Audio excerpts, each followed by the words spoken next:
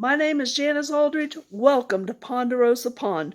We're out in East Tennessee, and we're glad you're coming along for our little adventure. We hope you have as much fun as we do. Hello, everyone. Welcome to Ponderosa Pond Homestead. I'm Janice, and I'd like to share something with you that I have recently been studying in Proverbs chapter 3. I usually will read, ponder, meditate on whatever chapter of Proverbs lines up with the day of the month. So on the 3rd of each month, I usually read chapter 3. The last few months, though, I've been reading chapter 3 on the 3rd, the 4th, and the 5th usually, and just really seeking God. It seemed like there was something I was missing. So, as I was studying it, though, today, and the last couple of days, the Lord has really been really seeking about what do the different words really mean? How does this really work and apply in my life? And so that's what I'm going to share with you is Proverbs chapter 3, the first 10 verses, and I'm reading out of the New King James Version. My son, do not forget my law, but let your heart keep my commands. For length of days and long life and peace they will add to you. Let not mercy and truth forsake you. Bind them around your neck. Write them on your heart, on the tablet on your heart, and so find favor and high esteem in the sight of God and man. Trust in the Lord with all your heart, and lean not on your own understanding. In all your ways acknowledge him, and he shall direct your paths. Do not be wise in your own eyes. Fear the Lord and depart from evil. It will be health to your flesh and strength to your bones. Honor the Lord with your possessions and with your first fruits of all your increase. So your barns will be filled with plenty, and your vats will overflow with new wine. And my dog is throwing a fit because he wants to be in the middle of all this. So that's what you hear, all that scratching and whining, is my dog, who is going to wait for a few minutes to come in. Okay, so let's start at verse 1 and just look at how throughout all these verses we have a here is your action, here's what you're supposed to do, and this is what God will do. When you do this, God will do this. This will happen. So every action creates a reaction. And that's what we see all throughout, several actions to follow, which create reactions. So the first action, my son, do not forget my law, but let your heart keep my commandments. Okay? So that's the first rule. We're supposed to obey God's rules. And I was really thinking about this, meditating about this, and I remembered that the most important rule, the most important law is love God with all your heart, soul, and mind. And when you love God with everything that you have, when you are all about loving God, all the other commandments fall into line, and you don't have to worry about it. It's no big deal. They will just automatically happen when your focus is that one. So don't forget the law and keep the commandments. And the most important one is to love God with all of our heart, soul, and mind. And then it says, for length of days and long life and peace they will add to you. So I was like, length of days and long life. To me, that kind of sounds like the same thing. It's just a lot of days. But then as I was meditating on it and thinking about it, what is the difference? Because obviously length of days and long life are different. Then it dawned on me, length of days is how many times do we say, I just don't have enough hours in the day. I just don't have enough time. Well, I believe this is what the Lord was speaking to me, that when we acknowledge God, when God is our main focus and we love God with everything we have, we're going to have enough hours in the day to do what needs to be done. That's just my thoughts. We will have a good long life, but will have enough time to do the things that need to be done. And peace they will add to you. And that's the second half of verse 2. And peace they will add to you. So keeping the law and commandments, and you're not going to break the laws and the commandments and stuff like that if you're loving God with all your heart, soul, and mind. You're not going to lie to your neighbor. You're not going to be mean to your neighbor. You're going to love your neighbor as yourself. You're going to love yourself. So there's a lot that goes into that. And peace they will add to you. So these things will add peace. Our pastor had recently brought up that the word peace has a lot more than just not striving or not at war, which we know those, right? We know peace means not to strive and not to be at war. There's a lot more to the word peace.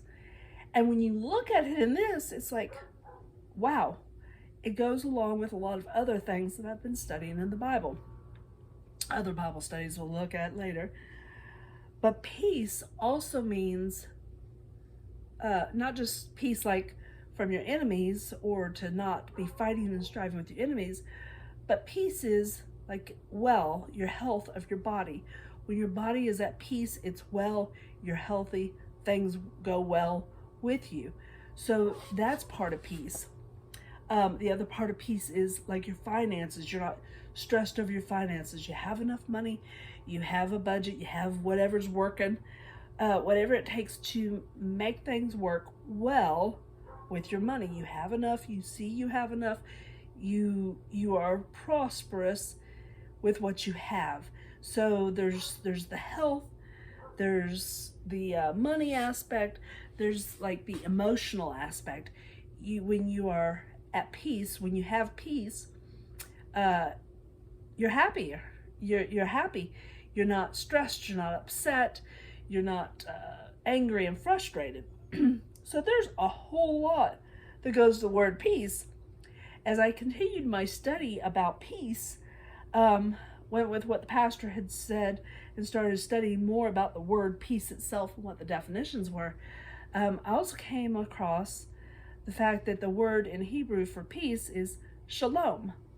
When they say shalom, it could be, you could ask shalom as a question. Shalom, which means, is it well with your health, with your money, with your family, with you? Are you well? Is it well? So you ask the question shalom, and then they make a statement. They can either say no, or they can say shalom, which means it is well with me. I am fine, I am healthy, things are going well. So shalom can be a question, and shalom can be a statement. And shalom can be like a blessing or a greeting where you're just saying shalom to your neighbor, not asking shalom, but you're stating shalom to them, peace, health, well-being to you. So I was like, wow, there's a lot to the word peace. I don't think I'm finished studying the word peace or implementing it in my Bible study and seeing how it really works with me and for me and in my life. Because who doesn't want peace, right? In everything, we want our bodies to be well. We don't want to be stressing over money. We don't want to be stressing with the kids. We don't want to be stressing with our spouse. We don't want to be stressing at work. We want peace. So I'm really looking, that word is like a new key word as I study through the Bible, as I study different passages of the Bible, and just looking at all the aspects of the word peace. So shalom to you. So these are some of the things that come about when we're keeping God's commandments, God's laws, with the number one being love God with all of our heart, mind, and soul, right? So then we come along to verse 3. Let not mercy and truth forsake you. Bind them around your neck. Write them on the tablet of your heart. And verse 4. And so find favor and high esteem in the sight of God and man. So we again have our action. Don't let mercy and truth forsake you. Stay within it. Keep mercy and truth. As I was meditating on this, it dawned on me mercy is like forgiveness. I mean, the words can work together. God shows mercy on us and doesn't make us go through our punishment, right? We don't have the punishment for our sin. He gives us mercy. So it's like he forgives what we've done and we don't have to pay the price for it. And I was thinking about that. Do we accept that from God? Do we extend that to ourselves? Do we extend that to others? So kind of keep mercy and truth and let that be like really part of your life. Always making sure that what you speak and what you do and what you believe is the truth. So often we can get caught up in things that are like half truths or maybe not even any truth at all, and we might hear it and repeat it and hear it and repeat it, and all of a sudden we're in the middle of a gossip with no truth at all. And that creates a lot of strife, upset, and things. So you want to just keep the truth. You want to make sure what you believe, what you repeat in your mind and have on your heart, and what you say is the truth. And have a lot of mercy for yourself and for others. And that brings a lot of peace. So we see that if you have that written on your heart, if you keep that like a jewel around your neck, and you have it written on your heart, that then you're going to find favor and high esteem with others.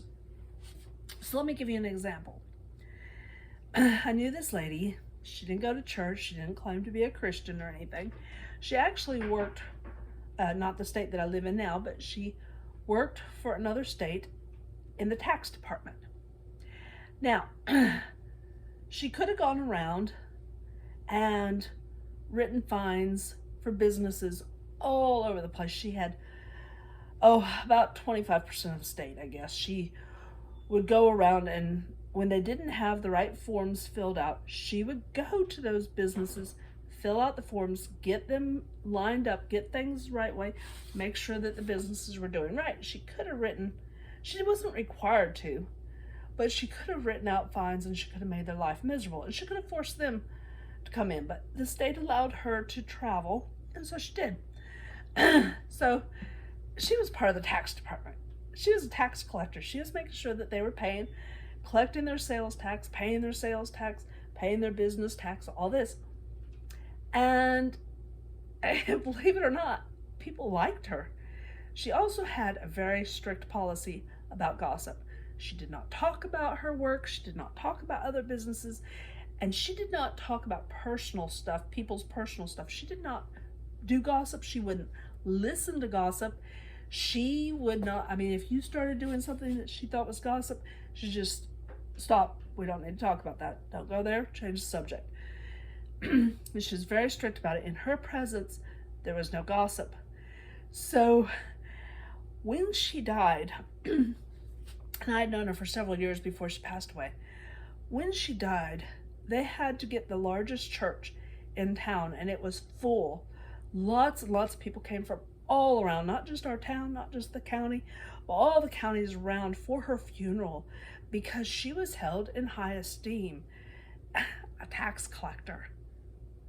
But with such integrity and such mercy and grace that she extended to so many people, she was held in high esteem. They respected her. She was looked to as a decent person. And, and I think that applies here in these verses on how we talk about ourselves, others, and how we treat other people. Just saying, I bet you don't know any other tax collectors that so many people just looked up to, adored, loved working with her. It was just amazing. So just saying, the rest of us who don't have such a negative connotation on us, surely we can show some mercy towards other people and make sure we're always in the truth. All right, the next one, verse 5. Trust in the Lord with all your heart and lean not on your own understanding. In all your ways acknowledge him.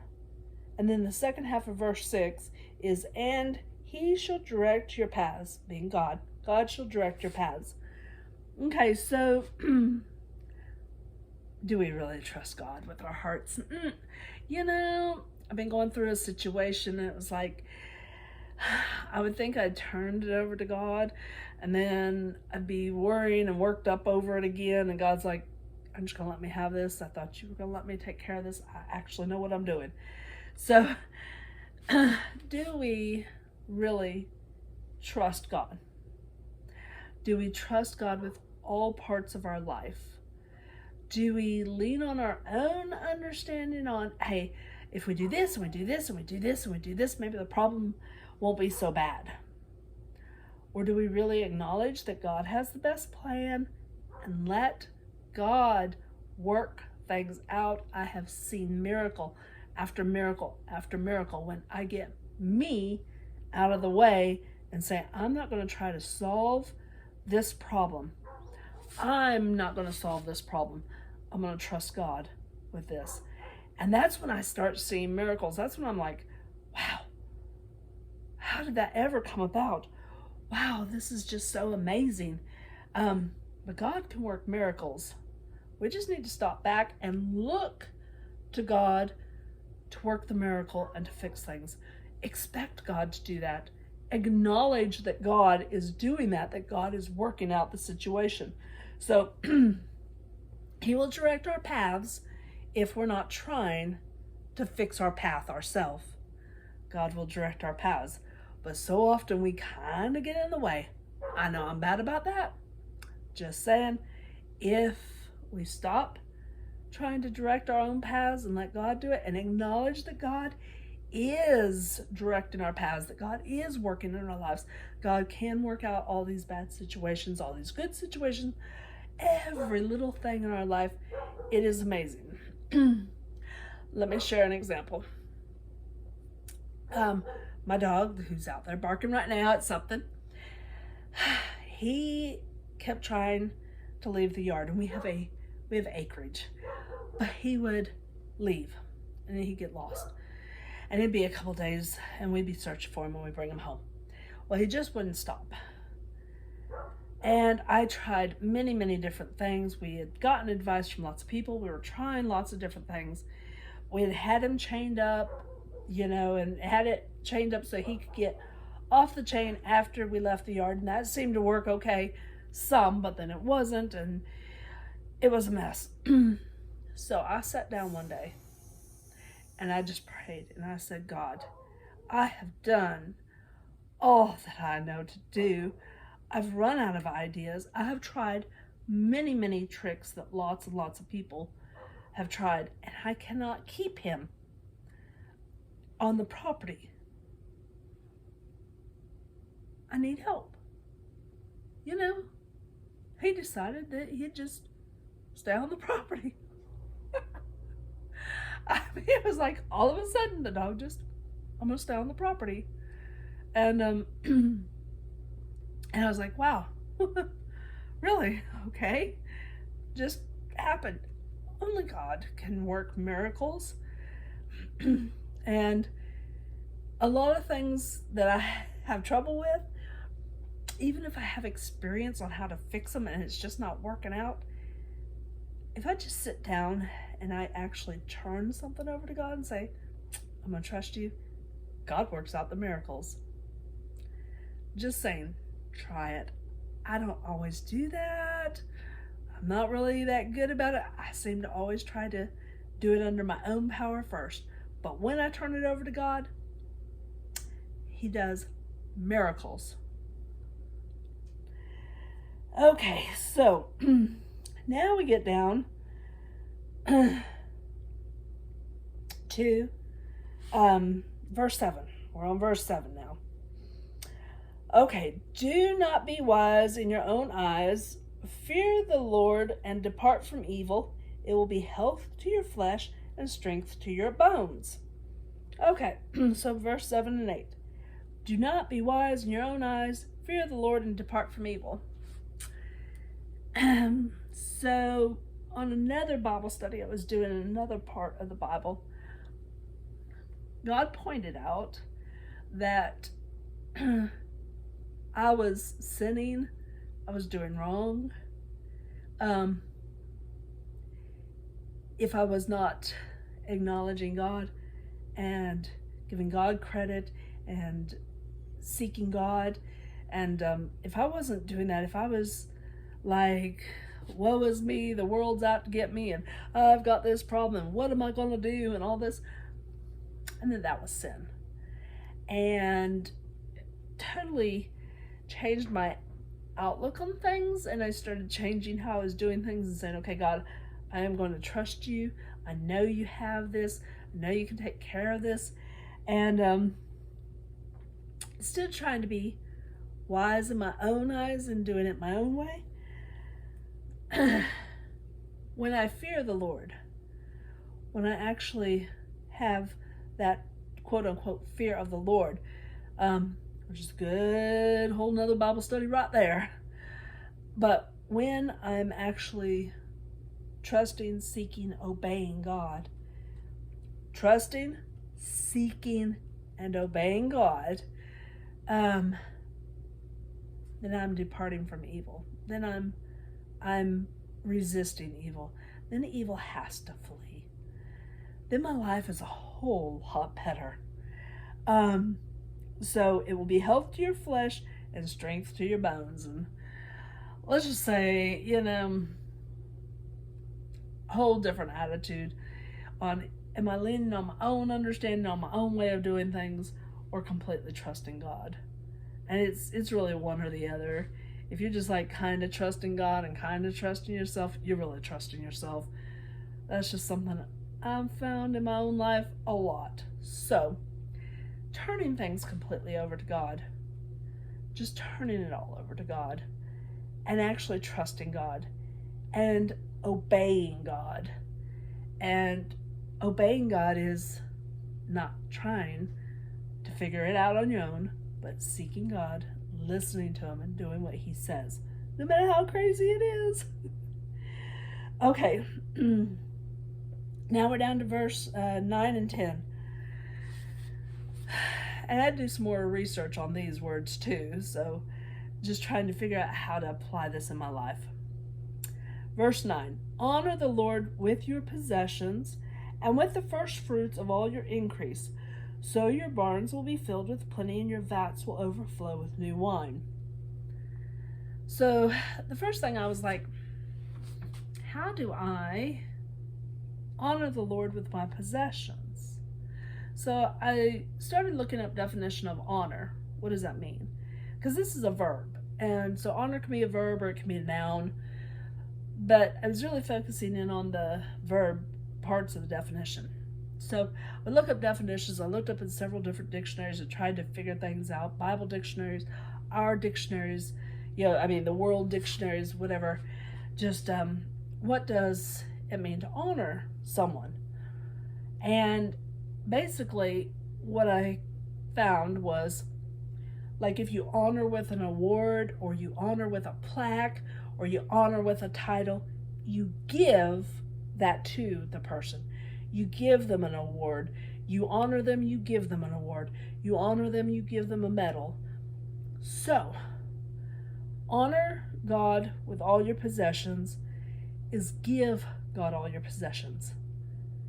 We get to being so, I know I do, this is mine, this is mine. And I hear that a lot, and I think we don't always recognize how much we take things, including our problems, and claim them as our possessions. And not just, okay, I'm giving the house to God, I'm giving the kids to God, giving my spouse to God, but I'm going to give those problems that we have to.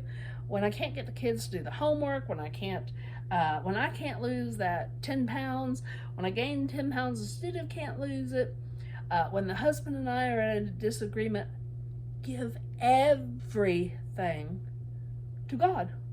Everything. Literally, when we get into a habit of stopping, turning to God, seeking God, and saying, okay, I'm going to honor you with this problem. And that's a heart and mind thing. I'm really going to turn this over. It's not just your house and your car and your money, but the problems you have at work, the problems you have with the kids, the problems you have with the dog that won't stay on the property. So when we honor God, we give everything. Honor God with all of our possessions, everything that's ours, our problem, our health, our vacation, our excitement, our joy, our, everything that happens, we give it to God. And we really do have to. This whole thing, as you see, verses 1 through 10, is just giving everything to God and really trusting God, like way trusting God more than it just seems possible even times. Just really trusting God. When we do that, and so we honor the Lord with our possessions and with the first fruits of all of your increase. Well, I was like, first fruits? Yeah, I'm not really sure I know what that means. I thought I knew what that means. I've heard plenty of sermons on it. But what I found was first fruits was not the tithe. The tithe is separate. The first fruits from an increase was when they would be getting a harvest in, or they would be maybe having a business deal happen or whatever. They would take an offering, and it was not a set amount. It was between them and God. And they would give of the first fruits. They would just give a special offering. It was not part of the tithe. It wasn't with the tithe. That was separate. When they got all their fields all harvested, they would see what they had gotten, and then they would give a tithe. But at the very beginning of any new thing that was happening, like a harvest or maybe a business deal or whatever, they would give just like a little extra offering, just a first fruits offering. And I was like, from all your increase, just the first fruits, just a little extra, thank you, Lord. And when we look at everything as all of our possessions are God's, everything that we have, money, bills, house, wealth, cars, kids with problems, kids that are getting great grades in school, kids that aren't getting such great grades in school. Honor God with everything. Give Him everything. Any new thing that comes into your life, give it to Him right away. Think about that. Every new thing that comes in, give it to God.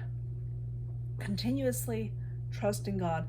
This is a continuous lifestyle type of life here. And then, what does it say? Your barns will be filled with plenty, your vats will overflow with new wine. I don't know that you will start all of a sudden having more money and more time and all this, but I suspect that you will have so less stress, as we said in the first few verses, that your day will seem like you have enough time to do what needs to be done. And the money will probably just start stretching a lot further. And the problems with the kids will start getting solved. Problems with the spouses start getting solved. The problems with your co-workers at work will start getting solved. When we seek God and we give everything to God, it is really, truly amazing at how much God can intervene and take care of things. I've had situations that were touchy, didn't have a clue how to work them out, and would just pray for several hours over it. And then when I'd meet up with the person, everything worked out so smoothly. There was no strife. We were still friends. The problem was solved. Everything worked out great. And I didn't even have to do anything. They would come to me and go, oh, hey, I know this wasn't working out right and all this, blah, blah, can we do this? And it'd be like, yeah, cool, wonderful. And it is amazing how God can work things out when we actually let Him have everything. Every part of our life. Good, bad, mediocre, in the middle, in between, whatever. everything, whether it's a super wonderful thing or thing, just give everything to God. And that's what I believe a lot of verses 1 through 10 are saying to us in our life. And I do believe they all work together. I've heard many sermons just on a couple of verses here and a couple of verses there, but I believe all of the first 10 verses really go together. And if you have some thoughts, if God has shown you some things about this, leave a message in the comments. Share with all of us, what has God showed you in these verses, and how do you let go of things? If anybody has some suggestions, I mean, I have to just sit there quietly by myself and pray for a while and make up my mind and my heart that I'm letting God take care of it. And it takes me a little while. I've heard other people say, it only takes a couple minutes, just turn it over to God. I hope someday I'm to that point. For now, it takes me a while. But if you have something that you do, or a way that maybe makes it easier to turn things over to God, share it with us. How do you do it? Do you some people I know maybe put on praise and worship music and just sing and praise God until it's done, until they've let go of something. I know sometimes I can't get my heart into letting go of a problem, and I'll just write out a thank you list.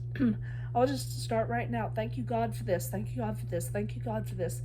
And it's amazing how I'm able to let go of a problem after I do that for a few minutes. So just some things that I do, some suggestions I have, and like to hear what your thoughts are on these verses. Share them with us, and I'm sure everybody will be happy to benefit from what you've learned also. I hope you all have a wonderful day. I'm Janice from Ponderosa Pond Homestead. Thank you for watching our video. We hope you enjoyed it as much as we enjoy living out here in East Tennessee. We live in the Smoky Mountains, and it's a beautiful area.